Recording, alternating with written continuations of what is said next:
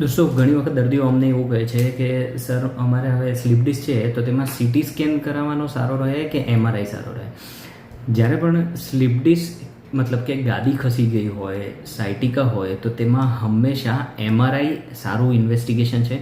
કારણ કે એમઆરઆઈમાં આપણને ગાદી દેખાઈ શકે છે, તેની સાથે સાથે કઈ નસ પર દબાણ છે તે પણ દેખાઈ શકે છે. ક્યારેક કોઈ ઇન્ફેક્શન હોય તો તેનો પણ ખ્યાલ આવે છે. અને તેની સાથે સાથે બેઝિકલી સોફ્ટ ટિશ્યુના જે પણ સ્ટ્રક્ચર હોય છે તે બધા સ્ટ્રક્ચરો સારી રીતે દેખાઈ શકે છે. જેમ કે લિગામેન્ટમ ફ્લેવનની હાઇપરટ્રોફી ઘણા એમઆરઆઈમાં લખેલું હોય છે, તે પણ દેખાઈ શકે છે. જ્યારે સીટી સ્કેન જે છે તે હંમેશા બોની આર્કિટેક્ચર, મતલબ કે હાડકું કેવું છે, કે મણકો કેવો છે, મણકો કેટલો દબાયેલો છે, ક્યારેક ડિફોર્મિટી હોય, મતલબ કે સ્કોલિયોસિસ હોય, કોઈને ખૂંદ કે ખોડખા પણ કંઈ હોય, તો તે બધા જ બોની આર્કિટેક્ચર જોવા માટે સીટી સ્કેન વપરાય છે. ગાદી જોવી હોય, સાયટિકા હોય, તો એમઆરઆઈ સારું પડે છે. ધન્યવાદ.